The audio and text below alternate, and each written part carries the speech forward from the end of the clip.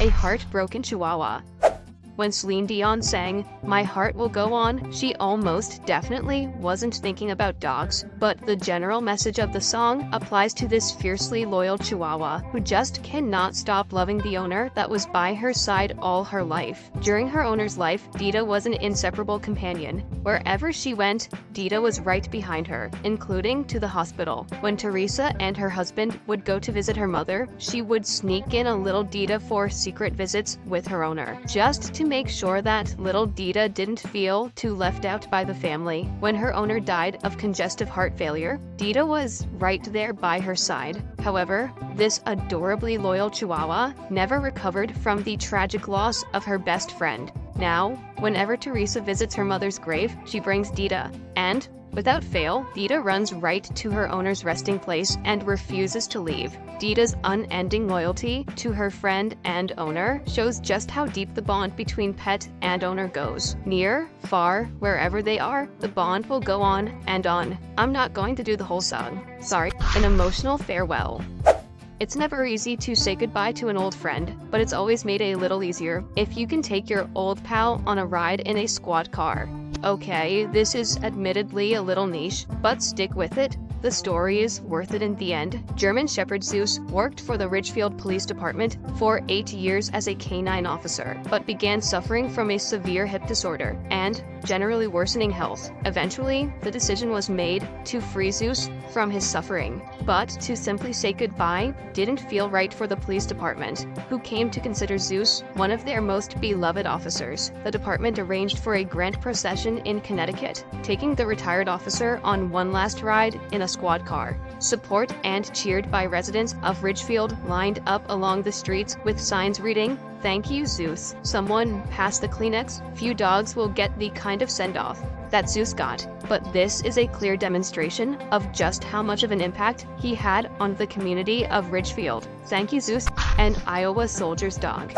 There aren't many soldiers that would spend thousands of dollars just to rescue one dog that they met during a tour abroad. But then Brian Van Fleet isn't any other soldier. He's a man whose life was touched by one of our favorite animals on the planet. When he was on tour in Afghanistan, Van Fleet laid eyes on a homeless dog, traveling in a pack of other dogs. Over time, Van Fleet worked to gain the dog's trust, and eventually succeeded in getting the dog to approach. From that point on, there was no separating Van Fleet and Odie. In fact, Odie and his friends would come out on patrol with Van Fleet's guys regularly, as if offering support of some kind. The soldier was so taken by his new friend and teammate that he spent thousands to move him from Afghanistan to Iowa, where he became the best friend you could ever hope for. Eventually, however, Odie got sick. A rash turned into a devastating illness that veterinarians still have not identified. Van Fleet had to make the difficult decision to end his friend's suffering. There are no words to describe what Van Fleet must have felt that day. But the story is a lot more than just a loss. It's a story of love. Brian Van Fleet and Odie were very fortunate to have found one another. The Marine veteran's dog.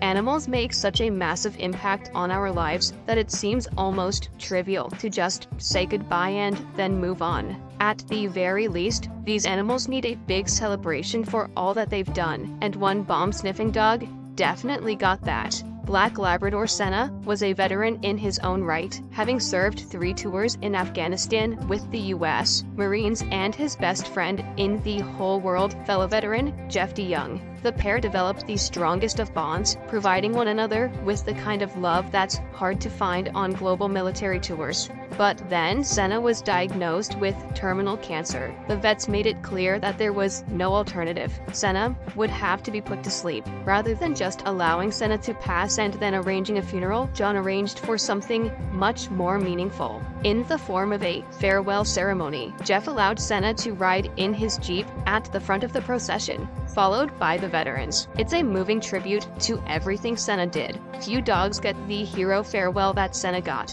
and, in fact, likely, Senna wouldn't have had this farewell if he didn't have such a caring, loving, and appreciative friend like Jeff. Rest in peace, old friend. Horse visiting dying veteran. When someone is dying, it's more important than ever to ensure that their final wishes are being respected, and that can mean anything from funeral arrangements to inheritance agreements.